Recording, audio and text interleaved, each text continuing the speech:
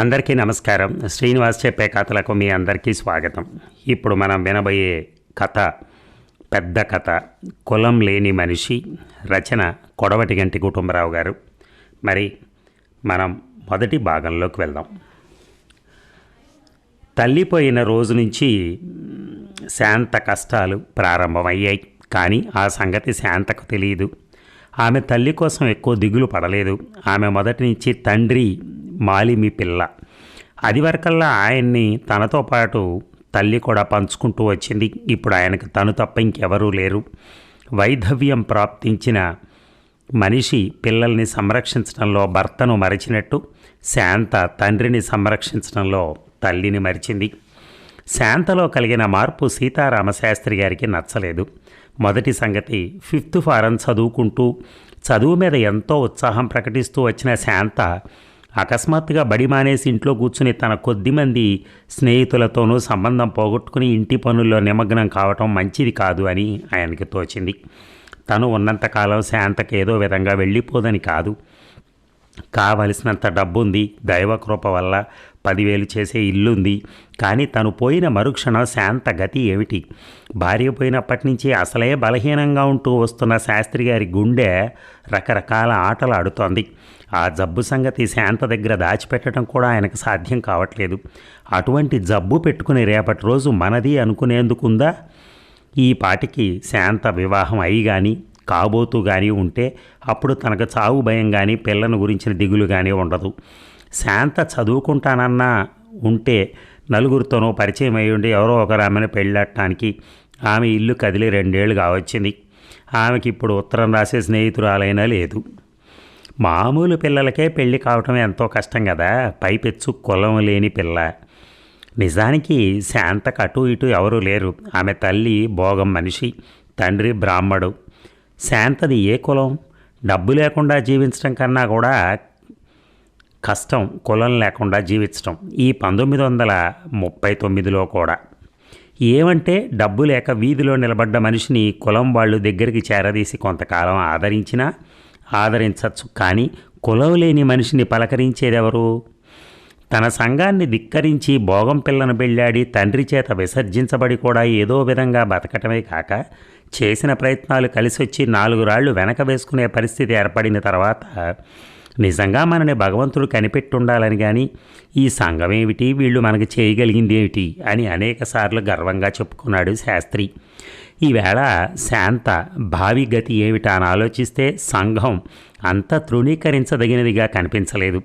అది తలుచుకుంటే శాంతకు చేయగల సహకారం చాలా ఉంది. కానీ సంఘం శాంతను దగ్గరకు తీయదు. తను ఎన్నడో 20 ఏళ్ల నాడు చేసిన పాపానికి రేపు సంఘం తన కూతుర్ని శిక్షిస్తుంది. ఇది అన్యాయం అనుకున్నాడు శాస్త్రి. కానీ తను న్యాయం అనుకునేదానికి జీవితంలో ఎక్కువ ఉన్నతమైన స్థానం ఉన్నట్టు కనిపించలేదు. తను 20 ఏళ్ల క్రితం చేసిన పని నిజంగా తప్పేనా అని శాస్త్రి ఆత్మవిమర్శ చేసుకోవడం మొదలెట్టాడు. ఇంతకాలం అది తప్పని ఆయన ఒప్పుకోదలుచుకోలేదు. ఈ సందిగ్ధ స్థితిలో ఆయనకు మతి చెడి అది నిజంగా తప్పైతే తప్పని ఒప్పుకొని పశ్చాత్తాపమైనా పొందుదామని చూశాడు. కానీ అలా అనుకున్నా తన ఆనాడు ఆ భోగం పిల్లను పెళ్ళాడటం తప్పుగా కనిపించలేదు. స్థూలంగా చూస్తే తను చేసిన మహాపచారం ఏమిటి? వేశ్యావృత్తిలో ప్రవేశించడానికి సిద్ధంగా ఉన్న ఒక ప్రాణిని పెళ్ళాడి ఆమెను నరక కూపంలో నుంచి లేవనెత్తాడు. దానికి ఆ సంఘం తన మీద ఆగ్రహించింది. వేశ్యజాతిని ఉద్ధరించాలని సంస్కర్తలంతా వాగిన వాగుడు, వారి వాగుడిని నలుగురు మెచ్చిన మెప్పు అంతా బోటకమేనా? ఈ మాట ఎవరినన్నా నిలదీసి అడిగేందుకు బాగుండును. కానీ ఎవరిని అడుగుతాడు? ఎవరు సమాధానం చెప్తారు? లాభం లేదు. జీవితం అర్ధహీనమైపోయిందని అనుకుని భరించవలసిందే. అయితే నరక కూపంలో దిగబోతున్న ఒక వేశ్యను ఉద్ధరిద్దామనే సదుద్దేశంతో శాస్త్రి గారు శాంత తల్లిని పెళ్ళాడలేదు. ఆవిడ తను ఒకరినొకరు ప్రేమించుకున్నారు. ఒకరోజు రాత్రి 11 గంటల వేళ ఆమె ఎంతో సాహసంతో తను ఉంటున్న గది దగ్గరికి వచ్చి తలుపు తట్టింది. తను తలుపు తీసి ఆమెను చూసి ఆశ్చర్యపడి, ఎందుకొచ్చావు ఈ వేళప్పుడు అని అడిగాడు. అప్పటి వరకు తను ఆమెను మోహించాడే గాని ఆమెకు తన మీద ఏ భావం ఉన్నది ఎరగడు. ఆమె తల వంచుకుని నేలకేసి చూస్తూ, ఎట్లాగో రేపు ఈ పాటికి నేను అపవిత్రం అయిపోతాను, నేను మీకు ఇవ్వగలిగింది ఏమీ లేదు, నా ఒళ్ళు తప్ప అని అర్థం వచ్చినట్టుగా ఏదో అంది. కథల్లో మళ్ళీ కళల్లో వచ్చినట్టుగా తను వెర్రిగా కాంక్షించి నిరాశ చేసుకున్న మనిషి తన దగ్గరకు వస్తే తను నిగ్రహించుకోలేకపోయాడు. అది తప్ప ఆ స్థితిలో ఎంతమంది ఆత్మనిగ్రహం ప్రకటించి ఉండేవాళ్ళు? ఒకసారి ఆమెను స్పృశించిన తర్వాత ఏమీ జరగనట్టుగా మర్నాటి నుంచి ఆమెను వేసి వృత్తిలో దిగనివ్వటం తన వల్ల కాలేదు. ఆమె తనకు శరీరం ఇచ్చింది, మనసిచ్చింది, అన్నిటికన్నా ఎక్కువైన ఆత్మనే ఇచ్చింది. తను కాదు. ఆ స్థితిలో ఆమెను విసర్జించిన వాడెవడూ మానవుడు అనిపించుకోవటానికి అర్హుడు కాడు. ఆమె తప్పు లేదు. తన దారిన తనను వెళ్ళనివ్వమంది. అప్పుడు ఆమె మాట తను విని ఉంటే ఈ సంఘం దృష్టిలో తను చాలా బుద్ధిమంతుడిగా ఉండేవాడే. ఒక ప్రాణిని ఉద్ధరించినందుకు, ఒక స్త్రీని అంత గాఢంగా ప్రేమించినందుకు, తనలో మానవత్వం ఉండి ఆమెను విసర్జించనందుకు లోకం తన మీద ఎంత కత్తిగట్టింది. తనెంతో అసహాయ స్థితిలో ఉంటే తన తండ్రి కానీ పంపకపోతే ఇక తెలిసొస్తుందిలే అయ్యకి అన్నవాళ్ళు ఉన్నారు. పాపం ఎలా గడుస్తుందో అని అతన్ని చూసి ఎవరైనా అమాయకులు జాలి పడితే, పర్వాలేదులే, మొగుడు పెళ్ళానికి సంపాదించి పెట్టకపోతే పెళ్ళామైనా మొగుడికి సంపాదించి పెట్టలేకపోతుందా అన్నవాళ్ళు ఉన్నారు. వాళ్ళకి ఏ శిక్ష లేదు. ఎటొచ్చి తన కూతురికే శిక్ష. మధ్య మధ్య శాస్త్రి గారికి అకస్మాత్తుగా వెర్రి ధైర్యం వచ్చి తన భయాలకు తానే నవ్వుకునేవాడు. శాంతకేమీ భయం లేదు. ఈ 20 సంవత్సరాల కాలంలో ప్రపంచం ఎంత మారింది. చదువుకుని విజ్ఞానవంతులైన కుర్రవాళ్ళు ఎంతమంది తయారయ్యారు. శాంత వంటిది భార్య కావటానికి ముందుకి దూకేవాళ్ళు, ఆమె గుణానికి తెలివికి ప్రేమించేవాళ్ళు, ఆమె కోసం అయిన వాళ్ళ అభిప్రాయాన్ని ఖాతరు చేయటం మానేవాళ్ళు ఎంతమంది వచ్చినా రావచ్చును. వెనుక విధవా వివాహం అంటే ఎంత ఎబ్బెట్టుగా ఉండేది. ఇప్పుడు చూడరాదు, అటువంటి పెళ్ళిళ్ళు చేసుకోవటమే ఘనత. వాళ్ళ ఫోటోలు పత్రికల్లో కూడా పడతాయి. శాంతకేమీ పర్వాలేదు. పొద్దస్తమానం శాంత ఇంట్లో పాతేసుకోకుండా ఉంటే బాగుండు. ఆఖరికి శాంతకున్న డబ్బు చూసేనా ఎవరో ఒకరు పడరా? ఛీ, అసలు అంత కక్కుర్తేం కర్మ. శాంతను ప్రాణంతో సమానంగా ప్రేమించేవాడెవడో రాకపోడు. ఈ విధంగా శాస్త్రి గారు తనను తాను సమాధానపరుచుకునేవాడు. తన మనసులో తిరిగే ఆలోచనలన్నీ కుమార్తెతో అందామనుకుంటే శాస్త్రి గారికి ఏదో జంకు కలిగేది. తన భార్య పోయి శాంత తనకు మాతృస్థానంగా పరిణమించినప్పటి నుంచి ఆయన తన కూతుర్ని తనకన్నా 30 ఏళ్ళు పెద్దదన్నట్టుగా చూడటం అలవాటు చేశాడు అప్రయత్నంగా. ఇప్పుడు తన భార్య బతికుంటే అటువంటి విషయాలు చర్చించేందుకు ఎంత సులువయ్యేది. అప్పటికీ 1-2 సార్లు అతి జాగ్రత్తగా శాస్త్రి గారు కూతురుతో ఆమె పెళ్లి గురించి హెచ్చరించాడు. నాకు పెళ్ళేమిటి నాన్న, నేను అసలు పెళ్ళే చేసుకోను అనేది శాంత. ఎందుకంత పట్టుదల అనేవాడు తను. పెళ్లి చేసుకుంటే ఆ పెళ్ళి ఆదర్శప్రాయంగా ఉంటుందని తెలిస్తేనే చేసుకోవాలి. నువ్వు అమ్మ చూడు ఎంత అన్యోన్యంగా ఉండేవాళ్ళో. మిమ్మల్ని ఇద్దరిని చిన్నతనం నుంచి చూసి అందరూ చేసుకునే కక్కుర్తి పెళ్ళి ఎట్లా నాన్న చేసుకోవటం? కక్కుర్తి పెళ్ళి ఎందుకమ్మా, మంచి పెళ్ళే చేసుకోవచ్చు కదా. ముందుగా ఎలా తెలుస్తుంది నాన్న? ఎవరినో నమ్మి పెళ్లి చేసుకుంటే ఆ తర్వాత మీరిద్దరూ ఉన్నంత ఆదర్శప్రాయంగా ఉండలేకపోతే నేను సహించలేను నాన్న. శాంత కుర్రతనంగా మాట్లాడుతోందని, ఆమెకు చదువు ఎక్కువై అనుభవం తక్కువైందని అనుకున్నాడు తండ్రి. ఎంత పిచ్చిదానివే అమ్మ. నేను మీ అమ్మ అంత ఆదర్శ దంపతులు అని ఎందుకు అనుకున్నావు? మేము అందరిలాంటి వాళ్ళమే. అందరూ తమ పెళ్ళాల కోసం నువ్వు చేసినంత త్యాగం చేస్తారా నాన్న? ఏమిటే పిచ్చి పిల్ల, ఏమిటా త్యాగం అన్నాడు శాస్త్రి నవ్వుతో. ఇంకేం కావాలి? నువ్వు అమ్మ కోసం కులం వదిలావు, అయిన వాళ్లను వదిలావు. ఆ మాత్రం త్యాగం మీ అమ్మ చేయలేదా? మీ అమ్మ గడపలో అడుగు పెడితే కాళ్ళు విరగేస్తానని చెప్పని శపథం పట్టింది మీ అమ్మమ్మ తెలుసా? 7 ప్రాణాలు మీ అమ్మ మీద ఆశలన్నీ పెట్టుకున్న స్థితిలో అది నాతో వచ్చేసి అందరి నోట మట్టి కొట్టింది. ఆవిడ నీ మాదిరిగా కులమేవి త్యాగం చేయలేదుగా నాన్న. పిచ్చిదానా, నా కులం నాకంత ఎక్కువ, మీ అమ్మ కులం మీ అమ్మకి అంత ఎక్కువ. డబ్బు లేకుండానన్నా బతకచ్చు కానీ కులం లేకుండా బతకలేం.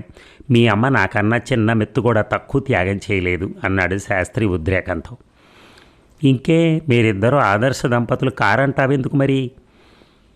నీ విషయంలోనైనా అంతే అనుకోరాదు. నిన్ను పెళ్ళాడతానని వచ్చేవాడెవడో వాడు త్యాగం చేయటానికి వస్తున్నట్టేగా. ఎంత పిచ్చివాడివి నాన్న. ఈ రోజుల్లో కుర్రాళ్ళకి మీ తరం వాళ్ళ మాదిరిగా కులం పట్టిందాయే. నన్ను పెళ్ళాడతానని వచ్చేవాడు నా డబ్బు కోసం రావట్లేదని నాకెట్లా రుజువు అవుతుంది? అందుకని అసలు పెళ్ళాడకుండా మాంతావటే? అవును నాన్న, ఒక ఆదర్శాన్ని ఆరాధించేవాళ్ళు ఏదో ఒక త్యాగం చేసి తీరాలి. నా త్యాగం ఇది. నేను బతికున్నన్నాళ్ళు పెళ్ళి పెటాకులు లేకుండా ఉండిపోతాను. అది సులభం అనుకుంటున్నావు. సులభం కాదే అమ్మా. ఒంటరిగా ఉండటం దాదాపు అసంభవం. అంత అసంభవం అని తోస్తే పోని అప్పుడే పెళ్ళాడేస్తాను, ఇప్పుడు పెళ్ళాడటం అసంభవం అనే కదా మానేస్తానంటున్నది. చేతగాని పని చేయాలని నాకెన్నడూ లేదు. అప్పుడైనా ఏం చేస్తానో తెలుసా? నాలో ఆశ రేపెట్టే పెళ్ళి మాత్రం చేసుకోను. ఎవరో 40 దాటిన బట్టతల మనిషిని నన్ను దయతో చూసేవాణ్ణిగా చూసి పెళ్ళాడేస్తాను, సరేనా అంది శాంత సగం హాస్య ధోరణిలోకి దిగి. ఎంత పిచ్చి తల్లివే అన్నాడు శాస్త్రి మారో మాట్లాడలేక. ఇక తన తండ్రి గుండె విషయం శాంత ఎక్కువగా భయపడకపోవటానికి 2 కారణాలున్నాయి. శాస్త్రి గారు తన జబ్బు చాలా వరకు కూతురు దగ్గర దాచిపెట్టాడు. డాక్టర్ దగ్గరికి పోయినట్టు తెలిసినా శాంత గాబరా పడుతుందేమో భయంతో ఆయన జబ్బు పెరగనిచ్చాడు. 2వ కారణం ఏమిటంటే శాంతకు తన తండ్రి పోతాడనే ఆలోచన రావటమే ఇష్టం లేదు. అందుచేత ఆయన జబ్బును గురించిన భయంకరమైన ఆలోచనలు ఆమెలో అప్రయత్నంగా అణగదొక్కబడ్డాయి. అందుచేత శాంత తన తండ్రితో ఒకనాడు, నువ్వు మరీ ఇంత అశ్రద్ధ చేయటం బాగాలేదు నాన్న, ఒకసారి డాక్టర్ దగ్గరికి వెళ్ళి పరీక్ష చేయించుకుని మందేదైనా తీసుకోరాదు, ముందే జాగ్రత్త పడటం మంచిది కదా అంది. శాంతే ఆ మాట అన్నది గనక శాస్త్రి గారు చప్పున డాక్టర్ దగ్గరికి వెళ్ళాడు. ఇటీవల ఆయనకు గుండె దడ రోజూ వస్తోంది. 4 అడుగులు గబగబా వేస్తే గుండె చేత్తో అదిం పట్టుకోవాల్సి వస్తోంది. డాక్టర్ గారు శాస్త్రి గారిని పరిశీలించి, డబ్బు చాలా ముదిరిందండి జబ్బు, ఇది ఎంతకాలం నుంచి ఉంది మీకు అని అడిగాడు. నా చిన్నతనం నుంచి ఉంది. మా అమ్మగారు ఇటువంటి జబ్బుతోనే పోయింది. నాకు ఇది పుట్టుకతోనే వచ్చిందేమో అనుకుంటాను. చాలా పసితనంలోనే నాకు రక్తహీనత కలిగి బాధపడ్డాను. అటు తర్వాత ఇలా గుండె దడ వస్తూనే ఉంది అడపాదడప. ఏమైనా వైద్యం చేశారా ఇదివరలో? లేదు, నాకు ఆరోగ్యం గురించి చాలా నిర్లక్ష్యం నాకు. ఇంకా నయం, ఇప్పటికన్నా జాగ్రత్త పడ్డారు. మీకు లేనిపోని ఆశలు ఇవ్వటం నాకు ఇష్టం లేదు, కానీ మీ జబ్బు నయమయ్యే అవకాశం లేకపోలేదు. మీరు, నేను, భగవంతుడు కలిసికట్టుగా పనిచేస్తే. శాస్త్రి గారు తెల్లబోయారు. తన స్థితి అంత ప్రమాదంగా ఉందని ఆయన నిజంగా విశ్వాసం లేదు ఆయనకి. ఎటుపోయి ఎటొచ్చినా కీడించి మేలెంచడం మంచిదని తన జబ్బు తీవ్రంగా ఉన్నట్టు భావించుకొని శాంత విషయం దిగులు పడి కానీ అంత దిగులు పడదగిన పరిస్థితేనని తెలుసుకోవటం శాస్త్రి గారికి భయం వేసింది. ఎక్కువ భాగం మీ జాగ్రత్త మీదే ఆధారపడింది. సంపూర్ణంగా విశ్రాంతి తీసుకోండి, ఎటువంటి కంగారు పడద్దు, ఉద్రేకం కలిగించే ఆలోచనలు రానియద్దు, మీకు ఇష్టం లేని వాళ్ళని దగ్గరకు రానియద్దు, తేలికగా భోంచేయండి, కావాల్సినంత నిద్రపోండి, ఆ పైన భగవంతుడే ఉన్నాడు అని డాక్టర్ గారు సలహా ఇచ్చారు. శాస్త్రి గారు డాక్టర్ దగ్గరున్న సమయంలో శాంతాదేవి గారు ఉన్నారా అంటూ 22 ఏళ్ల వయసు గల కుర్రవాడు ఒకడు కళ్ళజోడు పెట్టుకుని శాస్త్రి గారింటికి వచ్చాడు.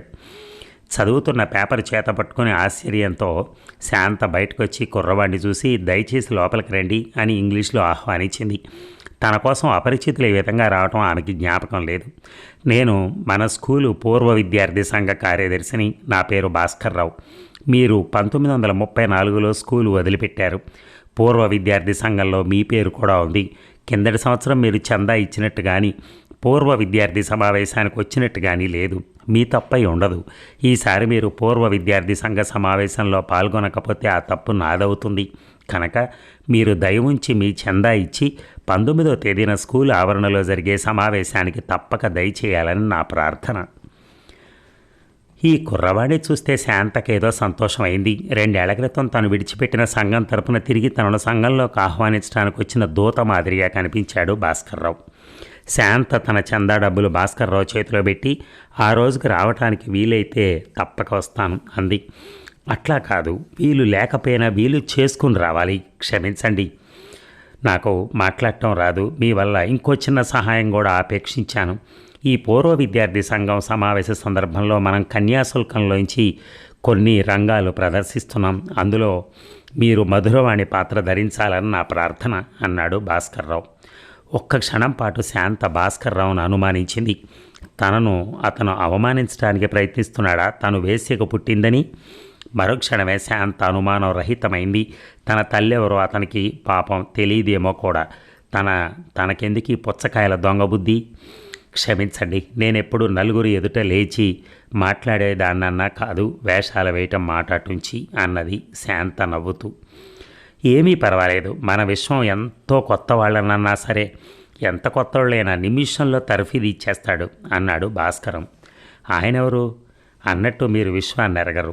వాడు 1930లోనే స్కూల్ చదువు పూర్తి చేశాడు. వాడిప్పుడు మన నాటకంలో గిరీశం వేస్తున్నాడు.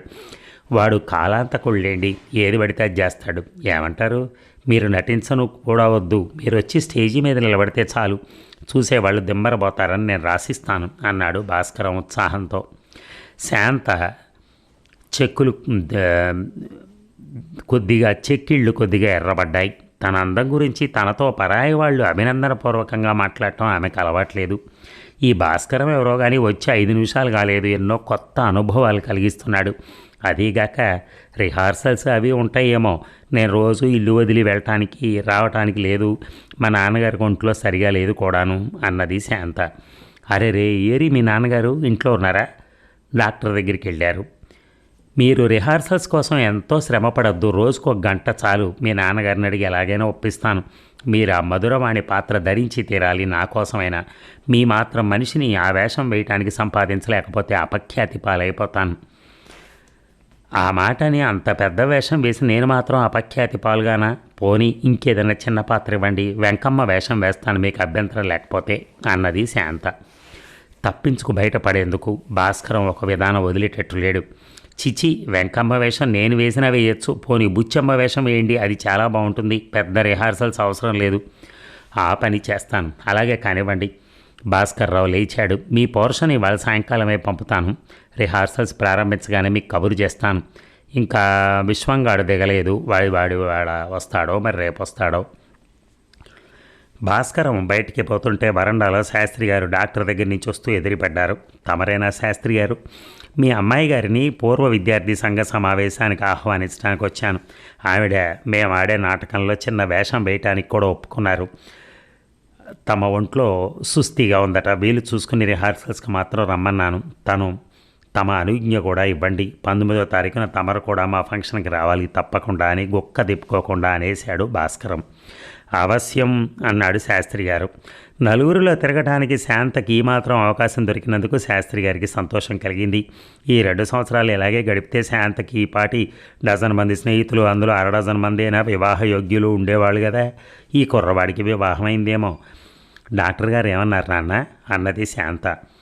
మందిస్తానన్నాడు, రెస్ట్ తీసుకోమన్నాడు, జబ్బు నయమవుతుందన్నాడు. అయితే ఈ కుర్రవాడిని అదివరకు ఎరుగుదువా నువ్వు? ఎరగను నాన్న. అరే, బుద్ధిమంతుడు అల్లనే ఉన్నాడు, మంచివాడే, పట్టుకుంటే వదలడన్నమాటే కానీ మంచినీళ్ళు తాగినట్టుగా మాట్లాడేస్తాడు, కొత్త పాత లేదు. నన్ను చిన్నతనం నుంచి ఎరిగినట్టుగా మాట్లాడాడు. ఏదో వేషం వేస్తానన్నావట కదా? అన్నాను. అప్పటి వీలుని బట్టి చూస్తాను. అదేమిటా అమ్మ, వేషం తప్పకుండా వెయ్యి, వీలేమిటి? ఆ రోజు సాయంకాలమే భాస్కరం శాంతకు ఆమె బుచ్చమ్మ పాత్ర తాలూకా రంగాలు 2 రాసి తీసుకొచ్చాడు. రాత్రికి విశ్వం వస్తున్నాడని, రేపు ఉదయం 8ంటికి తన ఇంట్లోనే రిహార్సల్ ఉంటుందని చెప్పి తన ఇంటి గుర్తు చెప్పాడు. పడుకోబోయేటప్పుడు శాంత తన పోర్షన్ 5-6 సార్లు చదువుకుంది. ఆ రాత్రి యావత్తు మధురవాణి బుచ్చమ్మ పోట్లాడుకున్నట్టు, తన మీద రాళ్లు రువినట్టు కలలుగాంది శాంత. ఇక భాస్కరం గారింట్లో బృందం అంతా తయారైంది. విశ్వనాథం ఒక్కొక్కరి పరిచయమే చేసుకుంటున్నాడు. భాస్కరం ఒక వరుస మనుషులందరినీ పరిచయం చేసిన తర్వాత విశ్వనాథం పాత్రల విషయం కనుక్కుంటూ, అగ్నిహోత్రావధానులు ఎవరు? నువ్వా నాయనా? అగ్నిహోత్రావధానులంటే నిప్పులు కక్కాలి, నువ్వు జలసూత్రావధానాలే ఉంటే లాభం లేదు. కరటక శాస్త్రి ఎవరు? రైట్, అలా ఉండాలి కరకట శాస్త్రులంటే. మరి మధురవాణి ఎక్కడా? వేర్ ఈజ్ మై మధురవాణి అని పేలేస్తున్నాడు. భాస్కరం మధురవాణి వేషం వేయటానికి సాహసించిన కుర్రాడిని విశ్వానికి చూపించాడు. విశ్వం ఆ కుర్రాడిని సమీపించి, నువ్వా మధురవాణి? డామిట్, కథ అడ్డంగా తిరిగింది అన్నాడు. భాస్కరం విశ్వాన్ని మందలిస్తూ అన్నాడు, ఒరేయ్ జాగ్రత్త సుమా, శాంతాదేవి గారితో కానీ ఇలా మాట్లాడావంటే నిన్ను చెప్పు తీసుకొడుతుంది. అప్పుడే లోపలికి అడుగుపెట్టిన శాంత తనకే ఆశ్చర్యం కలిగించే సాహసంతో, మెత్తని చెప్పులే వేసుకొచ్చాలేండి అంది. విశ్వం ప్రశ్నార్థకంగా భాస్కరం కేసు చూశాడు. భాస్కరం ఇద్దరికీ పరిచయం చేస్తూ, ఈవిడే శాంతాదేవి, బుచ్చమ్మ వేషం వేస్తోంది, మన ఓల్డ్ గర్ల్ అన్నాడు. విశ్వం ఆశ్చర్యంగా శాంత కేసు చూస్తూ, హౌ బ్యూటిఫుల్, క్వైట్ అన్ఎక్స్పెక్టెడ్ అని మరుక్షణమే ఆ చెప్పులు నిజంగా మెత్తనివే కదా అన్నాడు. అంతా ఒక్కసారిగా గొల్లుమని నవ్వారు. మొత్తం మీద ఎవరూ సహజంగా లేరు. అందరినీ అదో విధమైన ఉద్రేకం ఆవేశించింది.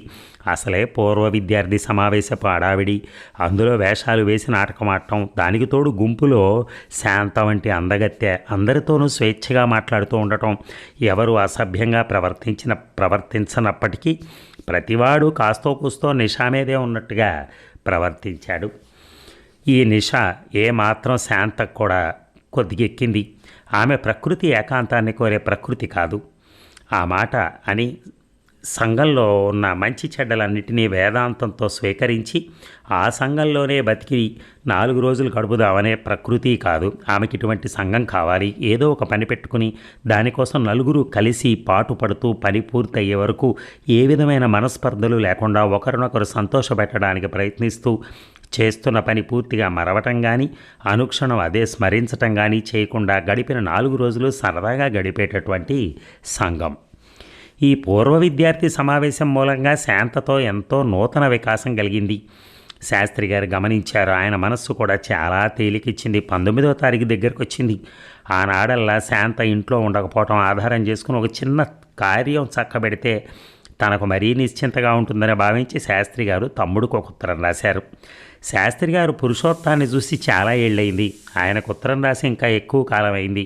నిజానికి శాస్త్రి గారికి పురుషోత్తం మీద భ్రాతృభావం పోయి కూడా చాలా కాలం అయింది. శాస్త్రి గారు చేసుకున్న పెళ్లిని గురించి పురుషోత్తం చాలా అసహ్యంగా ప్రవర్తించాడు. ప్రపంచం అంతా కలిసి చేయని అల్లరి పురుషోత్తం ఒక్కడే చేశాడు. నిర్లిప్తులుగా ఉండిన వాళ్ళను కూడా రెచ్చగొట్టి అన్నగారి మీద దుష్ప్రచారం చేశాడు. లోకమంతా ఈ పెళ్లిని గురించి మర్చిపోయిన తర్వాత కూడా పురుషోత్తం అన్నగారిని మరవలేదు, క్షమించలేదు. తన తమ్ముడి ప్రకృతిలో ఏమాత్రమో నైత్యం ఉన్నందుకు శాస్త్రి గారు బాధపడ్డారు. తను చేసుకున్న పెళ్లిని ఆమోదించమని శాస్త్రి గారు ఎప్పుడూ తమ్ముడిని అడగలేదు. అటువంటి విషయాల్లో ఎవరి నమ్మకాలు వారివి. కానీ తను గౌరవించి పెళ్ళాడిన స్త్రీని పురుషోత్తం అది ఇది అనటమే కాక అనరాని మాటలు కూడా అన్నట్టుగా విని శాస్త్రి గారు చాలా నొచ్చుకున్నారు.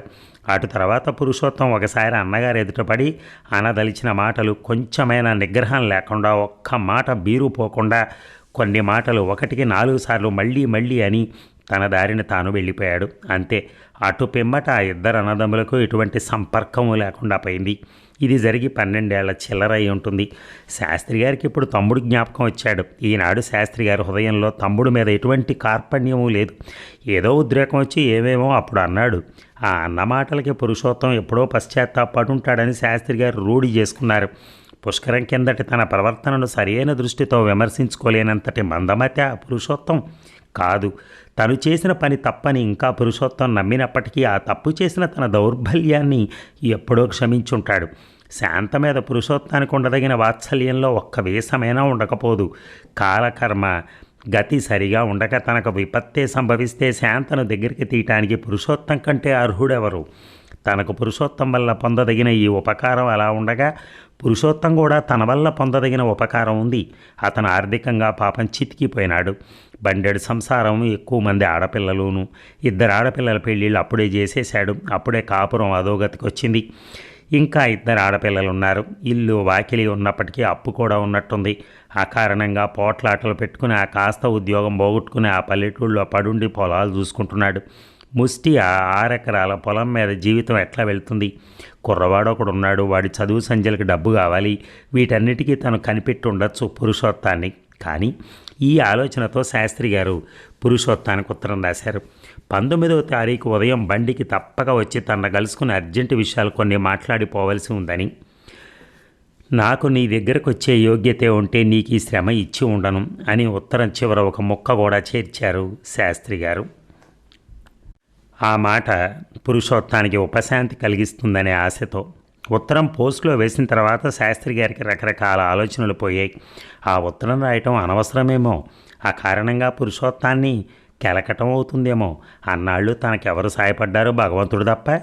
తమ కష్టాలను ఎలా ఎదుర్కొన్నాడో శాంత కూడా తన కష్టాలన్నట్టు ఎదుర్కోలేదా?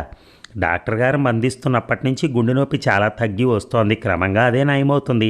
అంతగా పురుషోత్తం వస్తే శాంత సంగతి ఏమీ ఎత్తకుండా ధన సహాయం చేసి పంపచ్చు. దారికి కూడా పురుషోత్తం ఆగ్రహం తెచ్చుకుని నన్ను అర్జెంటుగా పిలిపించింది. ముష్టి ముష్టి పెట్టి అవమానించడానికి అంటాడేమో. అప్పుడు పురుషోత్తం తత్వం ఎట్లా ఉన్నట్టుగా అనిపిస్తే అట్లా ప్రవర్తించవచ్చని నిర్ధారణ చేసుకున్నారు శాస్త్రి గారు చివరికి. అయితే 18వ తేదీ రాత్రి శాస్త్రి గారికి గుండె దడ తీవ్రంగా వచ్చింది. 10 గంటలే అయింది, కానీ శాంత అప్పుడే గాఢ నిద్రలో ఉంది పాపం. వారం రోజుల నుంచి రిహార్సల్స్తో మదన పడుతోంది. రేపు విరామమే ఉండదు, అందుకని శాస్త్రి గారు కూతుర్ని లేపలేదు.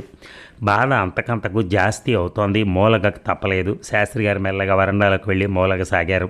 ఓ నిమిషం పాటు ప్రాణం పోతోంది అనిపించింది. ఆ తర్వాత క్రమంగా దాని అంతటా అదే సర్దుకుంది బాధ. శాస్త్రి గారికి నిద్రలే పట్టేటప్పటికి 12 గంటలుగా వచ్చింది.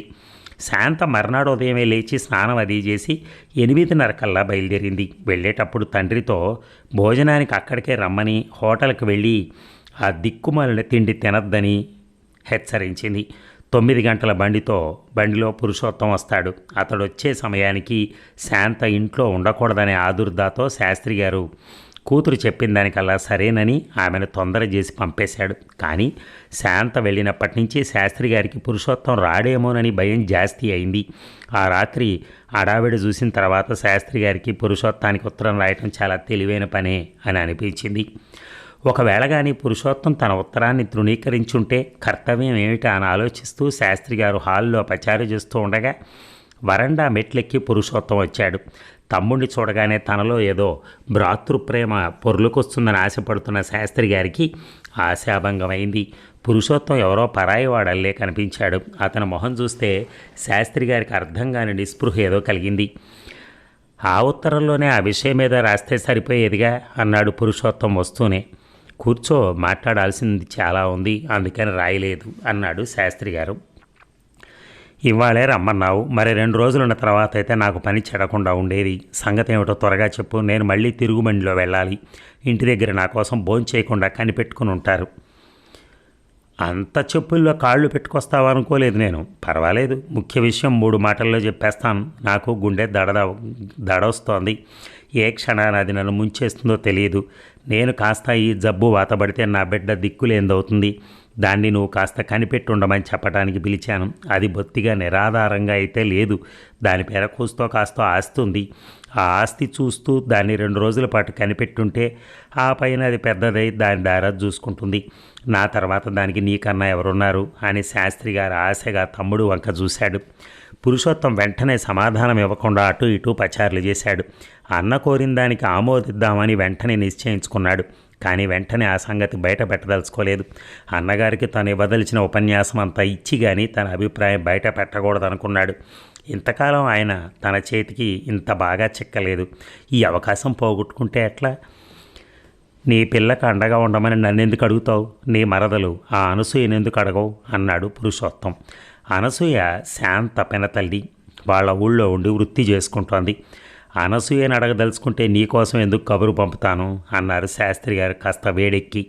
మళ్ళీ కాసేపు పచారు చేసి పురుషోత్తం, నన్ను అకారణంగా పిలిచావని అనుకుంటూనే ఉన్నాను. ఈ పని చేయటానికి నేను ఒప్పుకుంటానని ఎలా అనుకున్నావు అన్నాడు. ఒకప్పుడైతే ఒప్పుకోవని నేను ఎరుగుదును. ఈ లోపల కాస్తైనా మారి ఉంటావు అనుకుని పిలిపించాను అన్నాడు శాస్త్రి గారు రోషంగా. ఆ మాటతో పురుషోత్తం నిప్పులు దొక్కిన కోతయ్యాడు. నీ దృష్టిలో మారటం అంటే పాపిష్టి పనులకు సుముఖం కావటం అన్నమాట. అట్లా 1000 జన్మలెత్తినా మారను నేను. నలుగురు ఆమోదించిన బాటను వెళ్ళటం నా ధర్మం. నేను దానికి భిన్నంగా వెళ్ళను. నీ పిల్లకు దిక్కుండదు అంటున్నావు. ఎందుకుండాలి? నువ్వు చేసిన దానికి ఏమనుభవించావు? భోగం ముండలను తెచ్చి పెళ్లి చేసుకుని పిల్లల్ని అన్నందుకు ప్రపంచంలో శిక్షే లేకపోతే మేమంతా సంసారపక్షంగా పెళ్ళాలతో కాపురం చేయవలసిన కర్మమే. మంచి మంచి అందగత్తెలు తెచ్చుకుని వాళ్లతో మేం మట్టుకు ఊరేగలేమా? భోగందానికి పుట్టిన దాన్ని సమత్తాడి పెళ్ళి పెటాకులు లేని దాన్ని నీ కూతుర్ని నేను ఇంట్లో అట్టే పెట్టుకునేందుకు వీలుంటే నా కూతురు ఎక్కడ సమత్తాడిపోతుందో అని దడుచుకు చచ్చి సమత్తాడకముందే దానికి 3 ముళ్ళు వేయించడానికి నేను నా ఆస్తి యావత్తు దారపోయవలసిన గతెందుకు పట్టింది? పైగా నేను మారాననుకుంటున్నావా? చిన్నప్పుడు కళ్ళు కనిపించక ఏం చేశావు. ఇంతకాలానికి కూడా నీకు ప్రపంచ ధోరణి అర్థం కాకపోగా నువ్వు మారనందుకు నన్ను తప్పు పడుతున్నావా? నీ కూతుర్ని నా ఇంట్లో పెట్టి పెంచమంటావే, సంఘం ఏమిటో నీకేం తెలిసిందని అడుగుతున్నాను నేను. 4 డబ్బులు సంపాదించగానే సరిపోయిందనుకున్నావు కదూ. ఎంత కలియుగమైనా ధర్మానికి 3 కాళ్ళు డబ్బైనా 4వ కాలు ఇంకా పడిపోలా. రేపు నీ కూతురికి ఆ సంగతి తెలిసొస్తుంది. శాస్త్రి గారికి కొరడా దెబ్బలు భరించలేకపోయాడు. ఆయన మొహం ఎర్రబడింది, శరీరం అంతా కంపించింది. తనకు 50 గజాల్లో నిలబడటానికి తగిన సంస్కారం లేని అప్రయోజకుడు దిక్కుమాలిన సంఘాన్ని, వాటంతటా ఏర్పరిచిన సంప్రదాయాలని వెనకేసుకొచ్చి తన అసహాయ స్థితిని బట్టి తనను ఇంత అవమానించడం ఆయనకి దుర్భరం అనిపించింది. ముందు నా ఇంట్లోంచి బయటికి పొమ్మందామనే ఉద్దేశంతో శాస్త్రి గారు కుర్చీలోంచి సగం లేచారు. కానీ అంతలోనే ఆయన మొహం నల్లగా మారిపోయింది. ఒక చెయ్యి గుండె కదిమి పట్టి అలాగే కుర్చీలో కూలబడిపోయాడు. ఆయన మొహం వాలిపోయి గడ్డం రొమ్మును అనుకుంది. ఆయన నోటి వెంట నురుగు రాసాగింది. పురుషోత్తం అన్నలో కలిగిన ఈ మార్పుకు అర్థం కాక ఎలా తెల్లబోయే మొహంతో క్షణం పాటు చూసి పూర్తిగా మారిపోయిన గొంతుతో అన్నయ్య అన్నాడు. సమాధానం లేదు. దగ్గరికెళ్ళి శాస్త్రి గారిని భుజం పట్టి ఊపాడు. శాస్త్రి గారిలో చైతన్యం లేదు. ఇక అప్పుడే భోజనాలు అయ్యాయి. శాంత తండ్రి కోసం ఎదురు చూసింది. ఆయన భోజనానికి రాలేదు. విషయం ఏమిటో కనుక్కుంటాను, ఇంటికెళ్ళి మళ్ళా వెంటనే వస్తానని ఆమె భాస్కరంతో అంటోంది. అంతలోనే శాస్త్రి గారింట్లో పనిచేసే కుర్రాడు పరిగెత్తుకొచ్చి అమ్మా నాయన మూర్చొచ్చి పడిపోయినారు, పలకటం లేదు అని ఆదుర్దాగా చెప్పాడు. ఈ మాటలు విని శాంత కొయ్యబారినట్టుగా కనపడ్డది. ఆమెను గమనిస్తున్న భాస్కర్రావు విశ్వాన్ని పిలిచి శాంతని ఇంటికి తీసుకుపోమ్మని, తను వచ్చే వరకు అవసరమైతే ఆమె వెంట ఉండమని చెప్పాడు. శాంత ఇంటికి వచ్చేటప్పటికి ఇంటి నిండా జనం చేరారు. డాక్టర్ వచ్చి చూసి అంతా అయిపోయిందని చెప్పిపోయినాడు. ఈ నాటకంలో తన పాత్ర ఏమిటో మర్చిపోయి పురుషోత్తం హడావిడి చేస్తూ ఉత్తర క్రియలు ఏర్పాటు చేస్తున్నాడు. ఆయన ఎవరో తెలియకుండానే శాంత ఆయన చేతికి నప్పెట్టే తాళం చెవులు ఇచ్చేసింది. కొంచెం దూరంగా నిలబడి విశ్వం శాంతను కనిపెడుతూనే ఉన్నాడు. ఆమె ఇంతవరకు ఏడవలేదు. ఎవ్వరూ ఏడ్చేవాళ్లు లేని ఈ వాతావరణంలో ఆమెకి ఏడవటం చేత కాలేదు. శవాన్ని తంత్రాలు మంత్రాలు స్నానాలు లేకుండా శ్మశానానికి చేరవేశారు. పురుషోత్తం గారి దయవల్ల శవం ఇల్లు దాటిన మరుక్షణం విశ్వం శాంతను రెక్కపట్టుకుని ఒక గదిలోకి తీసుకుపోయాడు. ఆమె అక్కడ మంచం మీద కూలబడి నిశ్చింతగా ఏడవసాగింది. విశ్వం గదిని విడిచిపోకుండానే దూరంగా కిటికీ దగ్గరికి వెళ్ళి బయటకు చూస్తూ నిలబడ్డాడు. కాలం ఎలా వెళ్ళింది అతనికి తెలియదు. అకస్మాత్తుగా గడియారం చూసుకుంటే 4 గంటలైంది. శాంత ఇప్పుడు ఏడవటం లేదు. గోడకు చేరగిలబడి ఆ మంచం మీదే కూర్చుంది, నిస్పృహ మూర్తి భవించినట్టుగా. ఆమెకింకా తను చేయగల సహాయం ఏమన్నా ఉందేమో తెలుసుకుందామని ఉంది విశ్వానికి. కానీ ఏమని అడగాలో తెలియలేదు. అతను ఆమెకు సమీపంలో కుర్చీ ఏడ్చుకుని కూర్చుని, త్వరలోనే భాస్కరం కూడా వస్తాడు, మా ఇద్దరి వల్ల మీకు కావాల్సిన సహాయం ఏదైనా ఉంటే అని ఆగాడు. నాకింకెవరున్నారు, మీ ఇద్దరు తప్ప? నిజంగానే ఎవరూ లేరు. నేను దిక్కుమాలిన పక్షినైపోయాను. మళ్ళీ శాంతకు ఉప్పెనగా ఏడుపు వచ్చేసింది. ఆమెను ఒక పావుగంట ఏడవనిచ్చాడు విశ్వం. ఇంతలో పురుషోత్తం ఆదరాబాదరా లోపలికి వచ్చి శాంతకేసి విశ్వం కేసి కాసేపు చూశాడు. నేను శాస్త్రి తమ్ముణ్ణిలే, నువ్వు ఈ పిల్ల స్నేహితుడివా అన్నాడు పురుషోత్తం. అంత పెద్ద పేరు పెట్టుకునే యోగ్యత లేదు నాకింకా. ఒక్కసారి అలా రండి, మీతో మాట్లాడాలి అన్నాడు విశ్వం పురుషోత్తమాన్ని. అవతలకు వెళ్ళి విశ్వం శాంతగతి ఏమిటని అడిగాడు. అదంతా ఏర్పాటు చేశానే, ఈ ఇల్లు అద్దెకిచ్చేస్తాను, పిల్ల మా ఇంటికే వచ్చేసి మా ఇంట్లో ఉంటుంది, ఏమీ పర్వాలేదు, నీకు ఇంకేమైనా మంచి ఆలోచన తట్టిందా అన్నాడు పురుషోత్తం. విశ్వానికి శాంతతో ఎంత గాఢమైన సంబంధం ఉందో అని భయపడుతూ, లేదు అదే బాగుంటుందని తోస్తోంది. అయితే మీరు ఎప్పుడొచ్చారేమిటి అన్నాడు విశ్వం. నేను 9ంటికే వచ్చాను. మా వాడు నన్ను రమ్మని పిలిచాడు, ఉత్తరం రాశాడు. ఏదో సంసార విషయాలు మాట్లాడుతున్నాం, ఇంతలోనే జబ్బు చేసి విరుచు పడిపోయాడు. ఒట్టి పాపిష్టి జబ్బు కదా, మాట్లాడుతూ ఉండగానే కమ్ముకొస్తుంది. శాంత యొక్క భావి నిర్ణయం కాగానే విశ్వానికి సగం భారం తీరినట్టయింది. అతను మళ్ళీ శాంత దగ్గరికి వచ్చి, మీ తండ్రి గారు మిమ్మల్ని వాళ్ళ ఊరు తీసుకెళ్తామంటున్నారు, అలా చేస్తే చాలా బాగుంటుందనుకుంటాను అన్నాడు. అవును అంది శాంత నిర్లిప్తంగా. నేనొకటి చెప్పదలుచుకున్నాను, నీకు అభ్యంతరం లేకుండా ఉంటే. శాంత అతనికేసి చూసింది. మీరు నన్ను మీ స్నేహితుడిగా భావిస్తే నేను చాలా సంతోషిస్తాను. నేను సామాన్యంగా ఎవరిని మెప్పించలేను, నన్నెవరూ మెప్పించలేరు.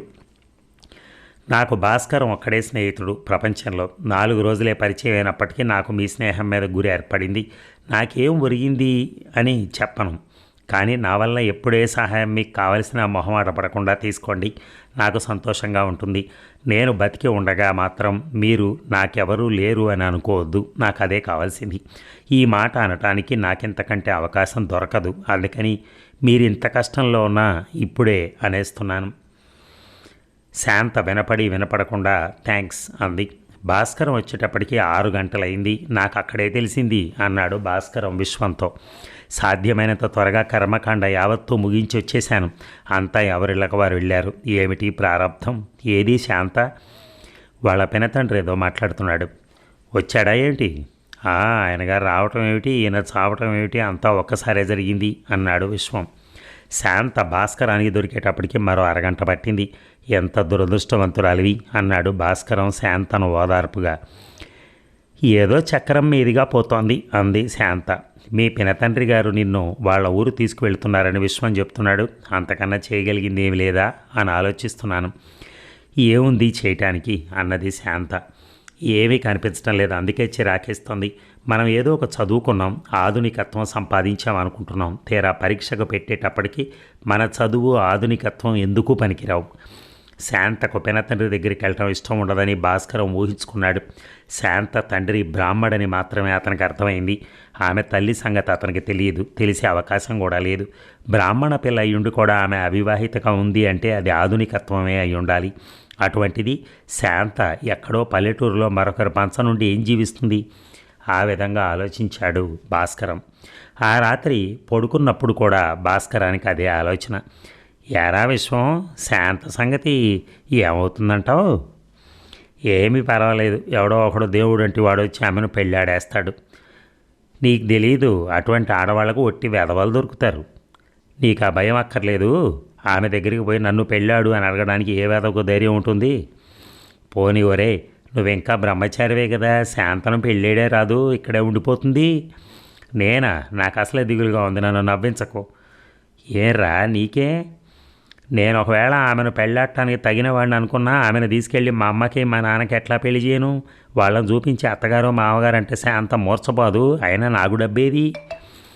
నీ డబ్బు ఎవడికి కావాలరా? శాంతకు డబ్బు ఉంది, కావలిస్తే నువ్వు కూడా పడి తిను. మరో జన్మకు అంతకంటే మంచి గీతం ఉన్నట్టు లేదులే. అయినా నన్ను ఎందుకు చంపుతావు? దేశం నిండా నాకన్నా అందమైన వాళ్ళు, తెలివిగల వాళ్ళు, డబ్బున్న వాళ్ళు ఉన్నారు. ఎవరినో ఒకరిని తెచ్చి శాంతకు పెళ్లి చేయి. నీకు ఈ ఈ గొడవ ఉండదు, ఏమీ ఉండదు నీకింకా అన్నాడు విశ్వం. ఇహము పరము కూడా ఉంటుంది అన్నాడు విశ్వం. శాంత పెద్ద పిల్లని కానీ నీకు అభ్యంతరం లేదు కదా? నీకు నిజంగా మతిపోయింది, నాకేమో నిద్ర వస్తోంది, నన్ను ఇక పలకరించకు అని అడు తిరిగి పడుకున్నాడు విశ్వం. అతనికి నిద్ర ఆమడ దూరంలో ఎక్కడా లేదు. అతని ప్రాణం మట్టుకు శాంత దగ్గరే తారట్లాడుతోంది. తెలుసో తెలియకో భాస్కరం నిజం చెప్పాడు. శాంతకు తన వంటి భర్త దొరకడు. తన ఆమెను ఆరాధించినట్టు ప్రపంచంలో ఇంకెవరూ ఆరాధించలేరు. అది అసంభవం. అసలు తన ఆత్మ ఆమె ఆత్మను సమీపించినట్టు మరొకరి ఆత్మ సమీపించదు. ఆ విషయం విశ్వానికి నమ్మకంగా తెలుసు. కానీ ఏమిటి చేయటం? నిన్ను ప్రాణం కన్నా ఎక్కువగా చూసుకుంటాను, అందుకని నన్ను పెళ్ళాడు అనటం ఎలా? పైగా ఈ తరుణంలోనా? అసంభవం. ఎప్పుడో అతను ఆ మాట అనే రోజొస్తుంది. ఈలోపుగా శాంత ఎక్కడికి పోదు. తన దగ్గర నుంచి ఆమెను ఎవ్వడూ తీసుకెళ్ళలేడు. అసంభవం. ఇక తండ్రి పైన 3వ నాటి సాయంకాలం శాంత పినతండ్రి వెంట బయలుదేరింది. ఈలోపుగా భాస్కరము విశ్వము ఆమెకు అంపకాలు చెప్పారు. ఆమె చిరునామా తీసుకున్నారు. విశ్వం తన చిరునామా శాంతకిచ్చాడు. మర్నాడే విశ్వం కూడా భాస్కరం దగ్గర సెలవు పుచ్చుకుని ఇంటికి వెళ్ళిపోయాడు. విశ్వం ఇంట్లో అడుగు పెట్టడం అంటే ఆలస్యంగా వాళ్ళమ్మ, అయ్యో ఇన్నాళ్ళు ఎక్కడికి పోయినావురా, పలానా చోటుకని చెప్పకుండా, పలానా అప్పుడు వస్తానని చెప్పకుండా పోతివి, చదువు సందెలు అయిపోయినా కూడా ఇంత ఇల్లు పట్టకుండా తిరిగితే ఎట్టారా అని సాధించింది. ఇప్పుడు ఏమొచ్చింది, సంగతి ఏమిటో బయటపెట్టు అన్నాడు విశ్వం. ఇలా సాధింపు మొదలుపెట్టినప్పుడల్లా ఆవిడకు తన చేత చేయించవలసిన పనుందని విశ్వం నమ్మకం. ఈ నమ్మకం సామాన్యంగా నిజమవుతూ ఉంటుంది. ఏం లేదులే, నిన్న చింతపల్లి వారు వచ్చి వెళ్ళారు. ఆడవాళ్ళు కూడా నచ్చారు, నిన్ను చూసిపోదామని వాళ్ళు కూడా వచ్చారు. నెల నుంచి ఆ పెద్ద మనిషి నీ చుట్టూ తిరుగుతుంటే నువ్వు ఇంతవరకు వెళ్ళి పిల్లని చూసి రాకపోతివి. బాగుందా ఇదేమైనా?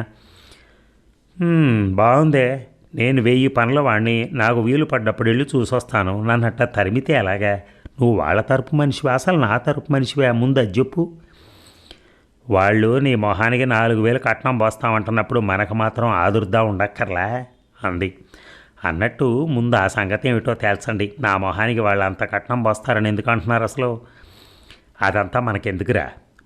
మనం అడిగామా, పెట్టామా? వాళ్ళంతటా వాళ్ళు ఇస్తుంటే తీసుకోవటానికి చేదా ఏమిటి? డబ్బిస్తే తీసుకోవటమేనా? అక్కడ ఏమి లొట్టలు ఉన్నాయో చూడక్కర్లా?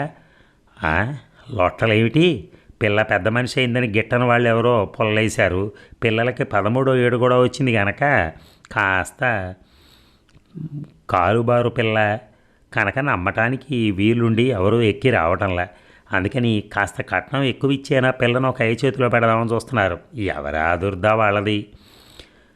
పిల్ల పెద్ద మనిషి అయిందేమోనని మనం మట్టుకు ఆదుర్దా పడద్దు. బాగానే ఉంది, మనం పోయి పరీక్షిస్తామా ఏమిటి? వాళ్ళని అడిగితే పిల్ల పెద్దది కాలేదన్నారు. వాళ్ళు అబద్ధం ఆడితే వాళ్ళ పాపన వాళ్ళే పోతారు. దానికి మనం ఏం చేస్తాం? నువ్వు బాలేదానివమ్మా, నేను బ్రాహ్మణ పిల్లని అని ప్రమాణం చేస్తే భోగం పిల్లని కూడా అంటగట్టేటట్టున్నావు. నాకు తగినంత కట్నమే రావాలి కానీ. అమ్మమ్మమ్మ. అక్కడికి పెళ్లి విషయం ప్రస్తావన ఆగిపోయింది. విశ్వం తల్లి కోపంతో భర్తతో, ఈసారి ఆ చింతపళ్ళు ఆయన వస్తే మన ఆశ వదులుకోమనండి అన్నది. విశ్వం తండ్రి ఇంట్లో అనామకుడు, ఆయన ఏమీ మాట్లాడలేడు. ఇక పెనతండ్రి దగ్గరికి వెళ్ళిన 2-3 రోజులకి శాంత ఒక ఉత్తరం రాసింది విశ్వానికి. అందులో ఆమె తన పెనతండ్రి గారి ఇల్లు, ఇంట్లో మనుషులు, ఊరు మొదలైనవన్నీ వర్ణించింది. ఈ ఊరు, ఇక్కడి జీవితం ఎంత ప్రశాంతంగా ఉన్నప్పటికీ ఇదంతా చూస్తున్న కొద్దీ నా ఆరాటం జాస్తి అవుతోంది. ఏ రైలో విమానం ఎక్కి అవి వేగంగా పరిగెత్తుతుంటే మనసు కలిగే శాంతి కావాలి నాకు. ఇక్కడ అది లేనీ లేదు. మీరు ఎలా ఉన్నారు? ఈ 3-4 రోజుల్లో నేను ఎంత దూరం అయిపోయానో తెలుసా? తప్పక జవాబు రాయండి అని శాంత ఉత్తరం పూర్తి చేసింది. విశ్వం 12 పేజీల ప్రత్యుత్తరం రాశాడు. అందులో తన విషయం మాత్రం ఏమీ రాసుకోవాలా. మరో 3 రోజులకి భాస్కర్రావు విశ్వానికి ఒక తంతి ఇచ్చాడు. వెంటనే బయలుదేరి రమ్మని. విశ్వం ప్రయాణం కావడం చూసి అతని తల్లి, మళ్ళీ ఎక్కడికి రా నాయన అంది భాస్కరం దగ్గరికి. మళ్ళీ ఎప్పుడు వస్తావు? ఏమో, నాకేమన్నా ఉత్తరాలు వస్తే జాగ్రత్తగా ఉంచండి. మనకు భలే ఉద్యోగం దొరికిందిరా విశ్వం అన్నాడు భాస్కరం. బెజవాడలో మా మావయ్యకి ఒక నాటక కంపెనీ ఉంది. ఒకప్పుడు ఆ కంపెనీ వల్ల లాభాలు అయితే వచ్చినాయి, కానీ ఈ మధ్య చాలా నష్టం వస్తోంది. చేత అయితే వచ్చి నడపమని, లేకపోతే కంపెనీ ఎత్తేస్తానని నాకు రాశాడు. ఏమిటి, మనిద్దరం పోయి కంపెనీ నడుపుదామా? మహారాజుగా ఎప్పుడు పోదాం? ఎప్పుడు అనా? వెంటనే. అయితే ముందు శాంతికి ఒక ఉత్తరం రాసి పారేద్దాం అన్నాడు విశ్వం. ఇద్దరు కలిసి ఒక ఉత్తరం రాశారు. ఇట్లా బెజవాడ పోతున్నామని, తమ దగ్గర నుంచి మరో ఉత్తరం వచ్చేదాకా జవాబు రాయొద్దని. ఈ ఉత్తరం శాంతకు చేరలేదు. ఈ సమయాన పినతండ్రి గారు ఊరు వదిలిపెట్టింది ఆమె. విశ్వానికి ఉత్తరం రాసేటప్పటికీ శాంతకు పినతండ్రి గారింట పరిస్థితుల మీద రోత పుట్టింది. కానీ ఆమె ఆ విషయం ఏమీ కూడా విశ్వానికి రాయలేదు. పురుషోత్తం గారు శాంతకు ఒక గది ఇచ్చారు. ఆ గది నుంచి తను కదలకూడదని, ఇల్లంతా తిరగరాదని శాంత అర్థం చేసుకుంది. ఇది చూసి మొదట ఆమె కోపం వచ్చింది. కానీ తర్వాత ఆ కోపాన్ని అణుచుకుని ఆమె విశాల బుద్ధి తెచ్చిపెట్టుకుంది. పురుషోత్తం గారికి తన మీద అభిమానం ఉండొచ్చు, కానీ ఆయన భార్యకే ఉంటుంది. ఆవిడ తనను కులం చెడ్డ మనిషి కింద చూడటంలో వింతేమిటి? ఈ దిక్కుమాలిన పల్లెటూళ్ళలో విశాల భావాలు ఉంటాయా? ఈ విధంగా సరిపెట్టుకుంది శాంత. ఆ రాత్రి బాగానే గడిచిపోయింది. మర్నాడు ఉదయం ఒక 5 ఏళ్ల కుర్రాడు, 7-8 ఏళ్ల పిల్ల శాంత గదిలోకి వచ్చి ఆమెకేసి వింతగా చూస్తూ నుంచున్నారు. శాంత ఇద్దరినీ దగ్గరికి తీయటానికి ప్రయత్నించింది. కుర్రాడు వచ్చాడు. పిల్ల మాత్రం నన్ను ముట్టుకోకు అంది. ఆ పిల్లని చూస్తే శాంతకు అసహ్యం వేసింది. పిల్లవాడు మాత్రం ముచ్చటగా దగ్గరికి వచ్చి, నువ్వు మా అక్కయ్యవా అన్నాడు. అవును నాన్న, నీ పేరేమిటి? బాబు. ఇదంతా చూస్తున్న పిల్ల అకస్మాత్తుగా అమ్మతో చెప్తానుండు అంది బయటికి పోతూ. బాబు భయపడ్డాడు. బిక్క మొహం వేసి, అమ్మ కొత్తుద్ది అన్నాడు. కొట్టదమ్మా, భయం లేదు, కొత్తుద్ది అంటూ బాబు శాంత నుంచి విడిపించుకుని బయటికి వెళ్ళాడు. కాసేపటి కుర్రాడి ఏడుపు, దెబ్బలు వినిపించాయి. కొర్రుగాల్చి వాత పెట్టినంత బాధ కలిగింది శాంతకి.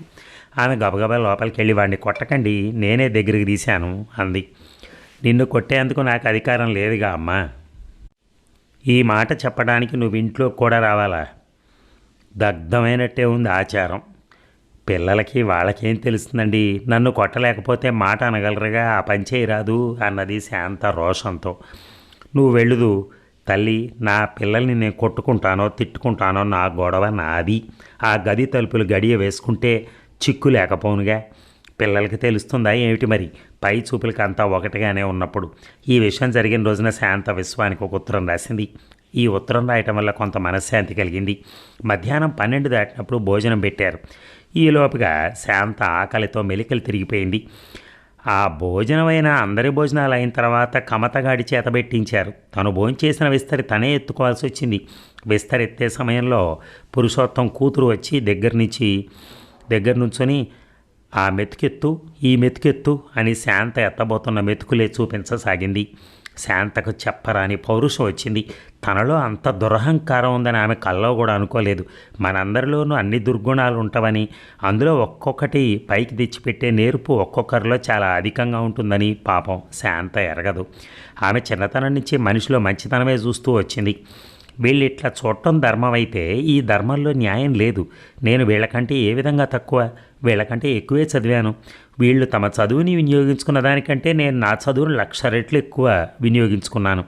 సంఘానికి ఎవరెక్కువ ఉపకరిస్తారనే పోటీ పెడితే నాతో వీళ్ళెవరూ శతాంశానికి కూడా రారు. అటువంటి పోటీ పరీక్ష అయినా లేని సంఘం ఏం సంఘం ఇది? చచ్చు సంఘం అనే భావాలు ఆమెను వేధించసాగాయి. అటువంటి అహంకారం ఆమెలో తలెత్తడం అదే కొత్త కావటం చేత ఆ భావాలు ఆమెకు ఉపశాంతినివ్వకపోగా మరింత ఆధ్యాత్మికమైన బాధ కలిగించాయి. ఇటువంటి ఆలోచనలు రాదగినంత పరిస్థితి ఎందుకు కలగాలనుకుంది శాంత. ఈ లెక్క ప్రకారం తనకు మోక్షం ఎప్పుడు? ఇప్పటికింకా 16 గంటలు సరిగా గడవలేదే. ఈ విధంగా ఎన్నాళ్ళు గడపలుగుతుంటాను? కొంతకాలానికి ఏదైనా జరిగేటట్టయితే పోనీ సహించవచ్చు. జరగబోయేదానికోసం ఎదురు చూడొచ్చు. ఇక్కడ ఎదురు చూసేటందుకు ఏముంది అసలు? అది వరకన్నడూ లేనిది శాంతకి ఇప్పుడు అన్నిటికన్నా కోరదగింది ఒక ఇల్లు, పిల్లలు, భర్త అనిపించింది. ఇంతకాలం తండ్రికి సేవ చేసిన చేతులు ఇప్పుడు చిన్నబోయాయి. అది వరకల్లా తండ్రిని ప్రేమతో పొదివిన అంతరాత్మ ప్రేమించడానికి తహతహలాడసాగింది. ఉదయం బాబు తన దగ్గరకు వచ్చినప్పుడు తన మనసు ఎంత పరవశమైంది శాంతకిప్పుడు తెలియవచ్చింది. బాబు నుంచి ఆమె ఆలోచన నేరుగా విశ్వం దగ్గరికి వెళ్ళింది. ఆ రోజున తండ్రి పోయిన నాడు తనను విశ్వం అనునయించడానికి అలాగే దగ్గరికి వచ్చాడు. తనను మొదటిసారి చూసినప్పుడు అంత రౌడీగా ప్రవర్తించిన విశ్వం అతను అన్న మాటలు ఒక్కటి కూడా జ్ఞాపకం లేదు, కానీ అతని గొంతు ఇంకా ఆమె చెవుల్లో మారు మోగుతూనే ఉంది.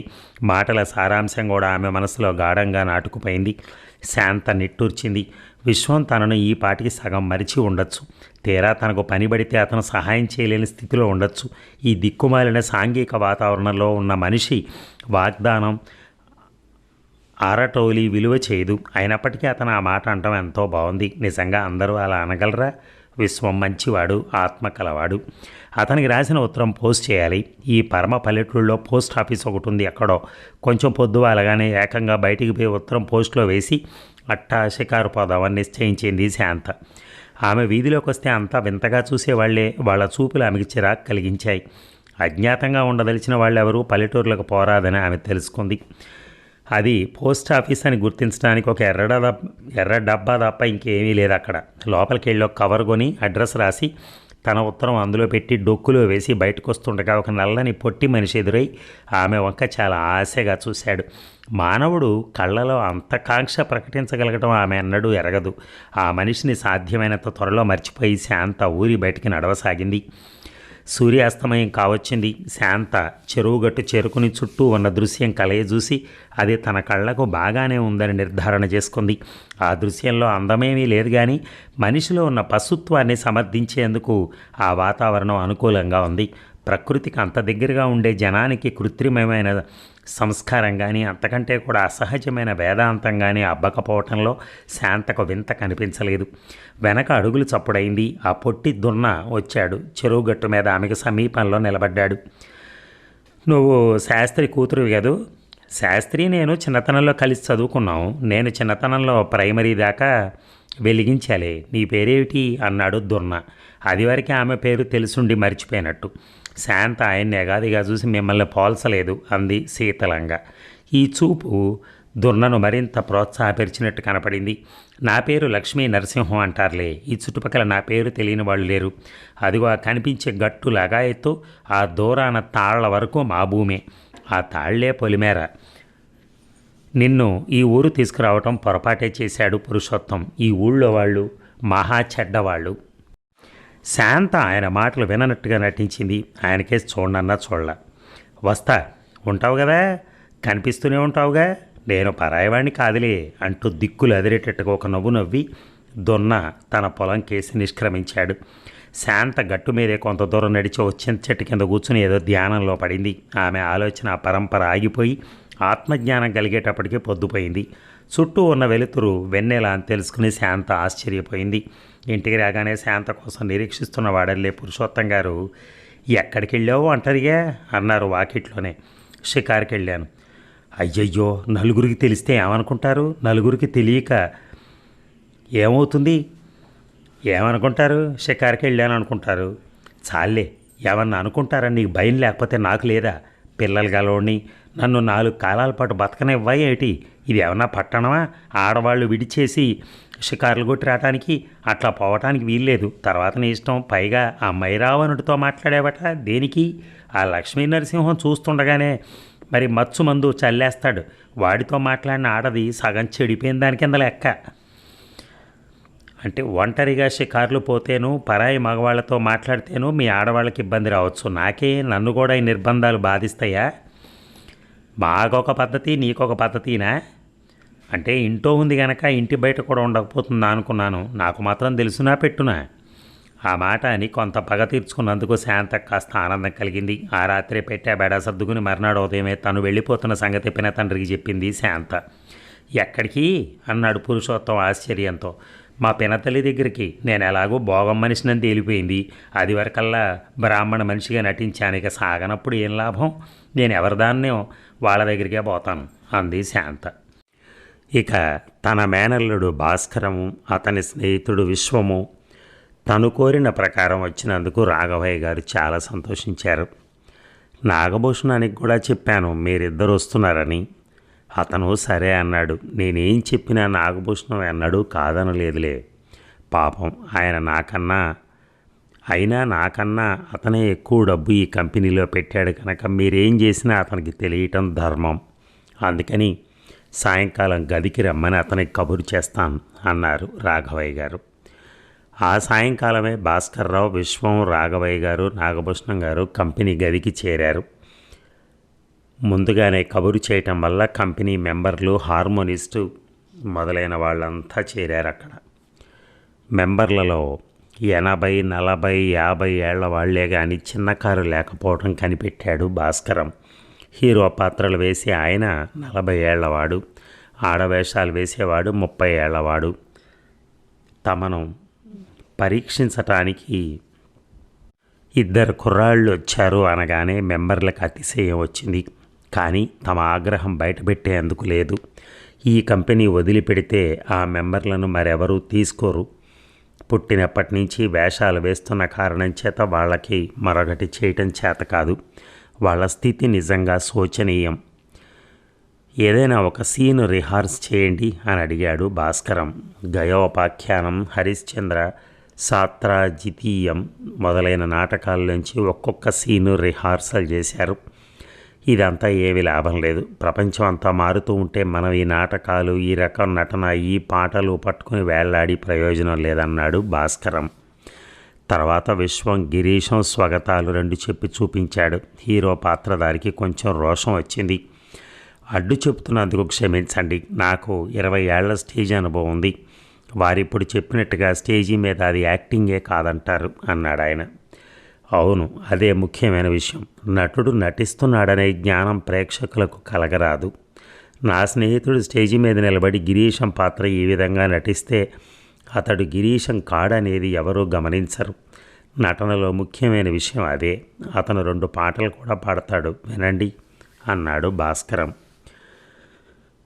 విశ్వం పాడాడు. హార్మోనిస్ట్కి ఆ రకం పాటలు కొత్త కావటం వల్ల విశ్వమే హార్మోనియం వాయించుకోవాల్సి వచ్చింది. విశ్వం పాటలు మిగిలిన వారంతా నిర్లిప్తులై ఉన్నారు. విన్నారు కానీ తబలిస్టు మాత్రం పరవశుడైపోయాడు. రాఘవయ్య గారు కంపెనీ వాళ్ళ మొహాలు చూసి నిరుత్సాహపడ్డారు. భాస్కరం కొత్త గొడవ ఏదో తెచ్చిపెడుతున్నాడు. దీనికి పర్యవసానం ఏమిటో. ఏమైనా ప్రస్తుతం ఏదో ఒక మార్పు చేయక తప్పదు. లేకపోతే అసలు కంపెనీ కట్టి పెట్టాల్సి వస్తుంది. భాస్కరం తన అభిప్రాయం చెప్పేశాడు. సక్రమంగా నాటకాలు ఆడాలి అంటే ఈ కంపెనీలో చాలా మార్పులు చేయాలి.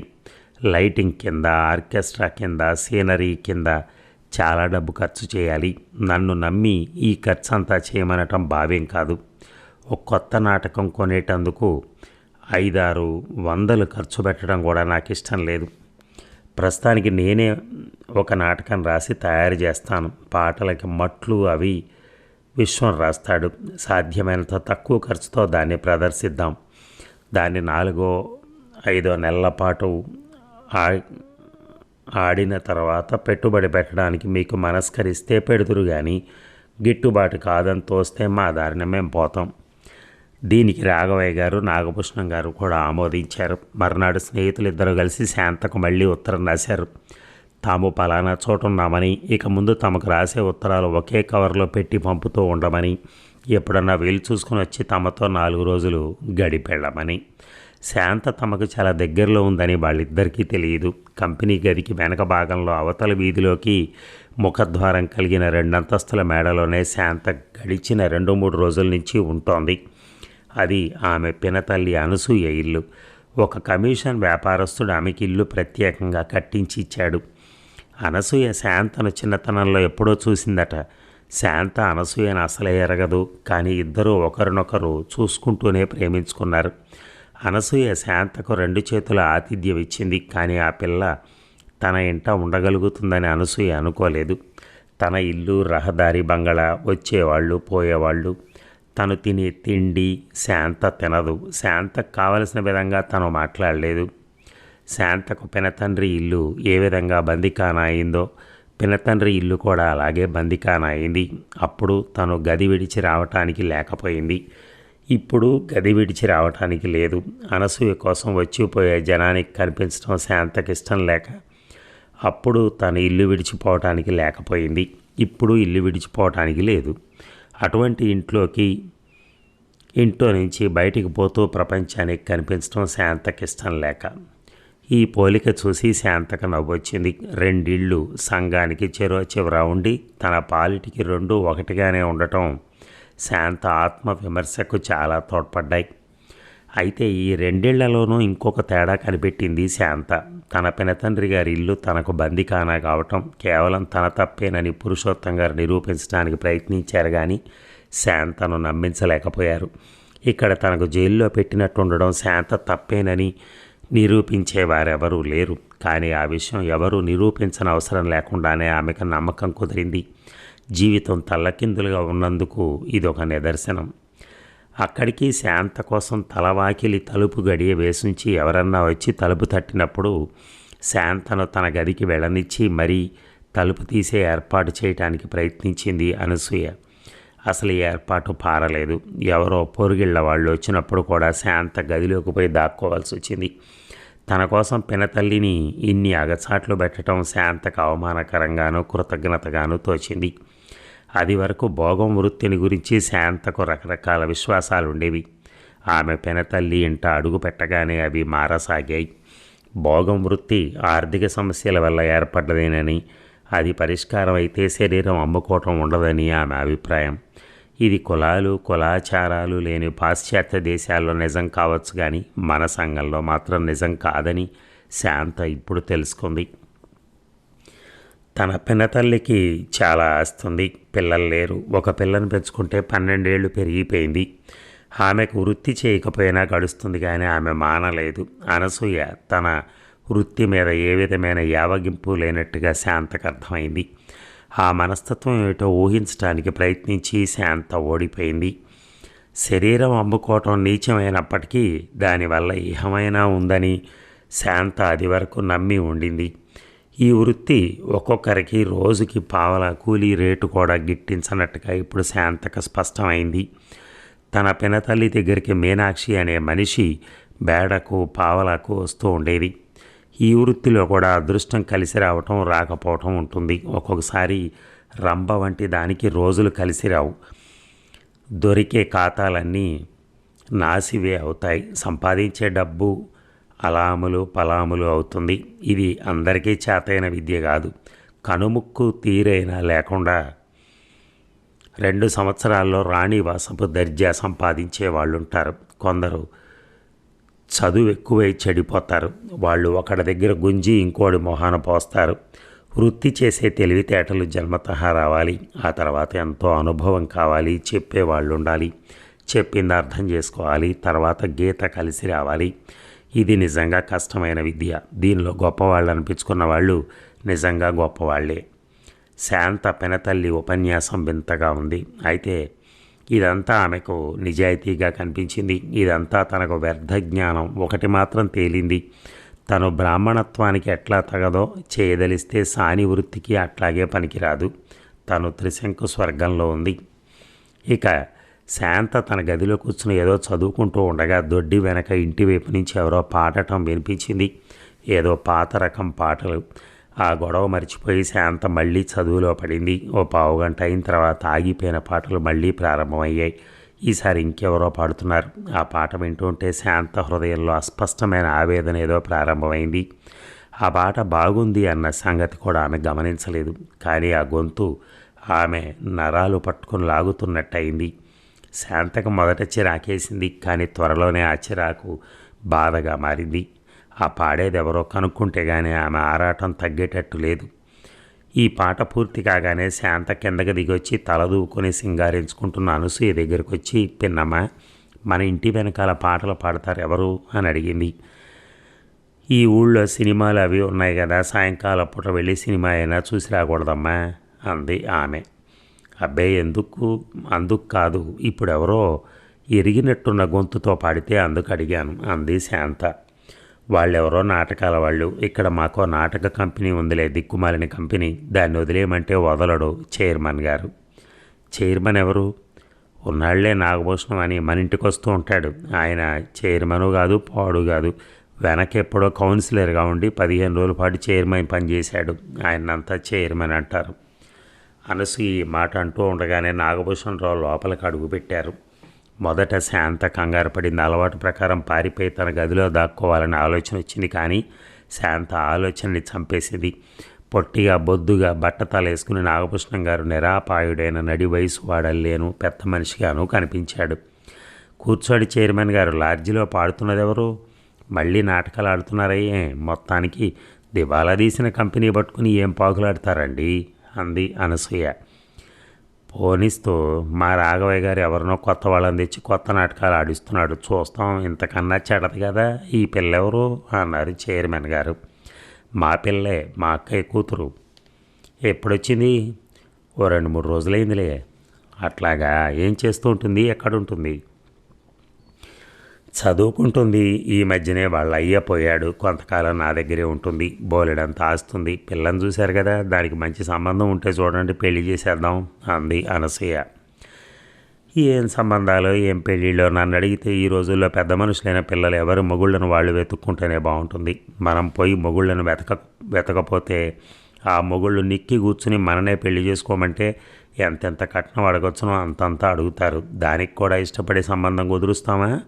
ఆ మొగుడు పిల్లకి నచ్చిందాకా నమ్మకం లేదు. ఈ కాలపు ఆడపిల్లలు మరీ అన్యాయంగా ఉంది. మనం నవమన్మధుడిని తెచ్చి కట్టిపెట్టినా ఇష్టపడరు. వాళ్ళంతటా వాళ్ళు వయసు మళ్ళిన మగవాళ్లను ప్రేమిస్తారు. వాళ్ళ అభిప్రాయాలు బొత్తిగా కనుక్కోలేం అని అంత అనుభవం మీద మాట్లాడుతున్నట్టే మాట్లాడసాగారు నాగభూషణం గారు. తన కళ్ళన్నీ శాంత మీదనే పెట్టి ఆ కళ్ళల్లో ప్రాణాలు పెట్టుకొని అనసూయ నిర్లక్ష్యంగా ఏమో కాస్త పెద్ద మగుళ్ళే రైటు, ఆడపిల్లలకి ఆపేక్షగా చూస్తారు, అర్థం చేసుకుంటారు. అభవం శుభం ఎరగని కుర్రకారు వాళ్ళతో సుఖం కన్నా కష్టమే జాస్తి అంది. ఈ సంభాషణ ఇక వినక్కర్లేదని తేల్చుకుని శాంత లేచి తన గదిలోకి వెళ్ళిపోయింది. ఆ పిల్లకు నిజంగా పెళ్లి చేస్తావా ఏమిటి అన్నాడు. అట్లా అడుగుతారు? ఆలోచన మీకు నచ్చలేదా అన్నాడు చైర్మన్ అడ్డంగా తల తిప్పి. పెళ్లి సమస్యను గురించి సమ్యక్ దర్శనం చేసిన వాడల్లే పెళ్ళాడిన వాళ్ళు ఏం బాగుకున్నారు, ఉన్న స్వేచ్ఛ కాస్త పోవటమే. కానీ ఎవరినన్నా అనువైన వాడిని చూసుకుని వాడితో నియామకంగా ఉండిపోతే ఎంతో గొప్పగా కూడా ఉంటుంది. నన్ను అడిగితే మీ పిల్లకు పెళ్ళొద్దు, నీ మాదిరిగా ఈ వీటి ముష్టి వద్దు. హాయిగా ఎవరినన్నా చూసుకుని పెద్దెత్తుగా వాడితోనే ఉండిపోతే బాగుంటుంది. వాడి వల్ల పిల్లకు ఘనత, పిల్ల వల్ల వాడికి ఘనత. అటువంటి ఏర్పాటు ఉంటే చూడండి. పోనీ అదేనా మీరే చూడండి. మా శాంతి ఒప్పుకుంటుందని నాకు నమ్మకం లేదు కానీ అంది. మరి ఈ భాగం ముగిద్దామా? చివరి భాగం మనం ఇంకొక 2 అవర్స్లో విందాం. Thank you.